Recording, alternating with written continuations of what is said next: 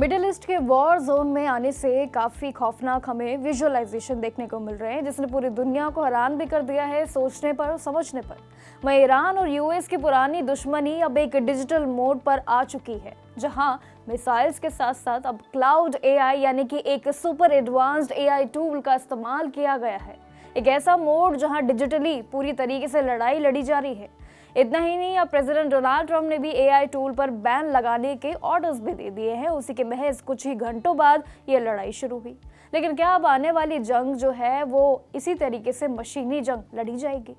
सोचिए मत, अब चलिए समय आ चुका है इसको समझने का और ये भी तय करने का कि क्या आगे जो जितनी भी लड़ाइयाँ रहेंगी, वॉर्स रहेंगी, क्या वो इंसानी तौर पर नहीं, क्या वो मशीनी तौर पर लड़ी जाएंगी। तो देखिए, अब समय आ चुका है सभी चीज़ों को समझने का। वहीं रिपोर्ट्स के मुताबिक ये पूरा मामला तब गर्म हुआ जब यूएस ने ईरान के टारगेट्स पॉइंट के लोकेट करने के लिए ये क्लाउड एआई का इस्तेमाल किया।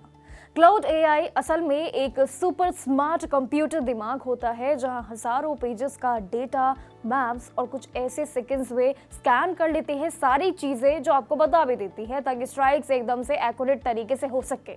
लेकिन असली जो दिमाग है वो तब शुरू हुआ जब ये पता चला कि प्रेसिडेंट डोनाल्ड ट्रंप ने मिलिट्री में एआई यूज़ करने पर पूरी तरीके से बैन लगाने के ऑर्डर्स दे दिए थे और उसके महज कुछ ही घंटों बाद ये स्ट्राइक होनी शुरू हो गई। इसने पूरी दुनिया के डिफेंस और एक्सपर्ट्स के टेंशन में जरूर डाल दिया है दोनों को, क्योंकि अब ये साफ दिखाई दे रहा है और समझ में आ रहा है कि आने वाला वक्त में जो जंग होगी सिर्फ बॉर्डर्स पर ही नहीं बल्कि कंप्यूटर स्क्रीन्स और एआई सॉफ्टवेयर के जरिए अब लड़ी जाएंगे। यानी कि समय आ चुका है वो एआई वाले जमाने का, जिसका हम सोचते थे कि एआई का जमाना आने वाले कल में है, लेकिन वो कल अब आ चुका है, जिसकी शुरुआत लड़ाइयों में देखने को मिल चुकी है। ये पूरी कहानी किसी ब्लॉकबस्टर हॉलीवुड मूवी जैसी बिल्कुल एक स्क्रिप्ट लिखी गई है, जहां एक तरफ दुनिया का सबसे पावरफुल इंसान खड़ा है और वहीं दूसरी तरफ एक सुपर स्मार्ट एआई कंपनी खड़ी है। लेकिन बात तब शुरू हुई जब प्रेसिडेंट डोनाल्ड ट्रंप ने फ्राइडे यानी कि कहे कि शुक्रवार को एंथ्रोपिक यानी कि जो क्लाउड एआई बनाती है उस पर गुस्सा निकालते हुए उनके एआई सिस्टम पर बैन लगा दिया, क्योंकि कंपनी के सीईओ ने यानी कि पेंटागन को अपने एआई के जो है अनलिमिटेड यूज देने का साफ मना भी कर दिया था।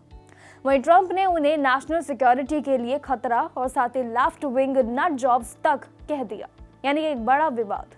लेकिन असली ट्विस्ट तब शुरू हुआ जब बन चुके ये पूरे बैन की कहानी घंटों बाद अब यूएस मिलिट्री ने ईरान पर स्ट्राइक करने शुरू कर दिए और उसी बीच क्लाउड एआई का इस्तेमाल भी करना शुरू कर दिया। वहीं रिपोर्ट्स के मुताबिक एनडीटीवी दुश्मनों के ठिकानों की पहचान करने के लिए टारगेट आइडेंटिफिकेशन जिसे बोला जाता है और उसी बैटल प्लान तैयार करने में एआई ने बहुत ही बड़ा रोल जरूर निभाया इस पूरी जंग में। जहां पर वेनेजुएला के प्रेसिडेंट निकोलस अगर मदुरो की बात करें तो उन्हें पकड़ने के पीछे भी इसी एआई टेक्नोलॉजी का सबसे बड़ा हाथ बताया जा रहा है। और अब सिचुएशन भी बड़ी अलग तरीके से खड़ी हो चुकी है, यहाँ तक कि अब पेंटागन को इस पूरी टेक्नोलॉजी को पूरी तरीके से हटाने के लिए 6 महीने का वक्त भी दिया गया है। वहीं देखें तो एंथ्रोपिक ने भी हार नहीं मानी है और साथ ही ट्रंप एडमिनिस्ट्रेशन के इस सप्लाई चेन रिस्क वाले टैग को कोर्ट में चैलेंज करने के लिए भी बड़ी तैयारी कर ली है।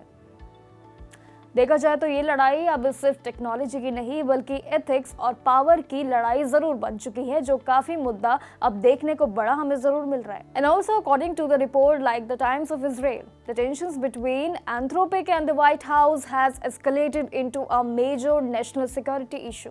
ऐसे ही इस तरीके से जो है लड़ाई की जो मंजिर है वो कहीं और दिखती हुई नजर आ रही है। इस पूरे विवाद के अगर हम देखें तो तब शुरू हुआ जब एंथ्रोपिक ने अपने एआई टूल क्लाउड से सेफ्टी फिल्टर्स हटाने से साफ मना कर दिया, और जो कि इस पूरे गलत कारनामों के लिए अगर हम देखें तो इस्तेमाल होने के लिए पूरी तरीके से शुरुआत थी। असल में पेंटागन यानी कि यूएस डिफेंस डिपार्टमेंट को अगर हम देखें तो उसमें ये चाहते थे वो लोग कि उन्हें इस टेक्नोलॉजी का अनलिमिटेड यानी कि बिना किसी रोक टोक के जो है अनलिमिटेड एक्सेस मिल जाए, ताकि वो इस पूरे मिलिट्री ऑपरेशन में यूज कर सके एआई का बाखूबी तरीके से। लेकिन एंथ्रोपिक ने अपनी बात को आधे यानी कि रख कर जो है इसमें तैयारियां शुरू की और लोगों की जो है जासूसी की जा सके इस तरीके की प्लानिंग उन्होंने इसी कंट्रोल के जरिए, इसी टूल के जरिए शुरुआत करी। लेकिन ये पूरा देखें तो खतरनाक जो है पूरा मंजर रहा, वेपन्स बनाए गए एआई तरीके से, और इसी चीज के चलते अब ये नतीजा देखने को मिला यूएस सरकार ने जब एंथ्रोपिक को एक सप्लाई चेन रिस्क डिक्लेयर कर दिया।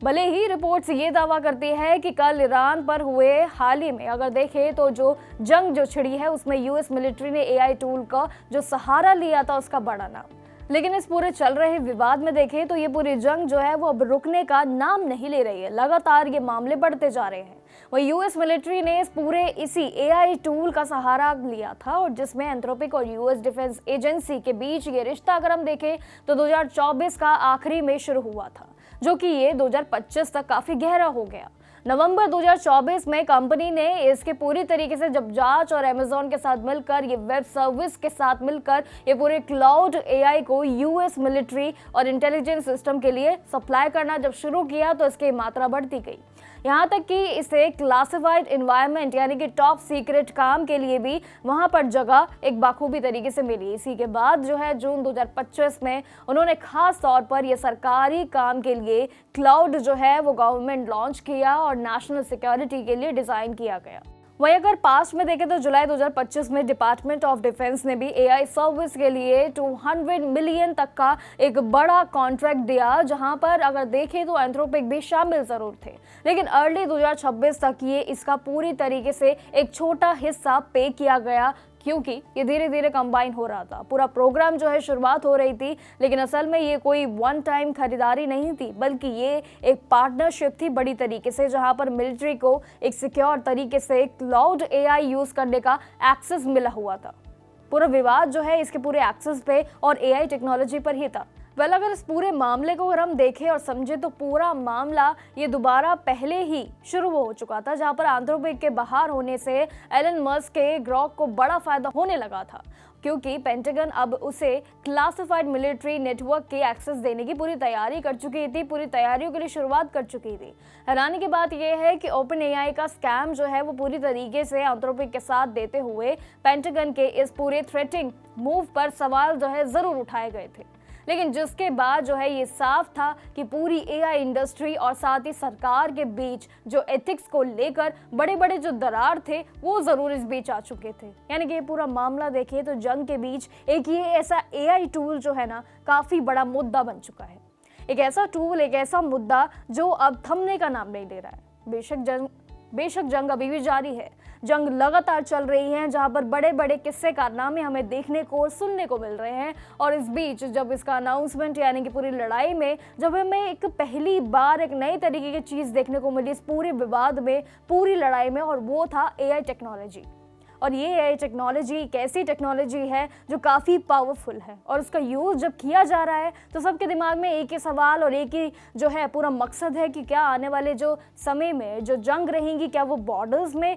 इंसान लड़ेंगे या फिर मशीनें लड़ेंगी। ये भी एक बड़ा सवाल तो है देखिए, लेकिन ये सवाल अभी आने वाले समय के अंदर ही पता चल जाएगा कि आखिर इसका पूरा मकसद क्या है और आखिर क्या रहेगा आने वाला कल। आपकी क्या राय है इस पूरी एआई टेक्नोलॉजी को लेकर, जिसने जंग के बीच अपनी एक गहरी जगह बना ली है? बाकी जो है इन्फॉर्मेशन के लिए हमारे साथ जुड़े रहिएगा। सारी इन्फॉर्मेशन हम आपके साथ जुड़े रहेंगे और आपको बताते रहेंगे, चाहे वो जॉब्स हो, एग्जाम्स हो या फिर करंट अफेयर्स हो। बाकी जानकारियों के लिए बने रहिएगा हमारे साथ और देखते रहिए जागरण जोश।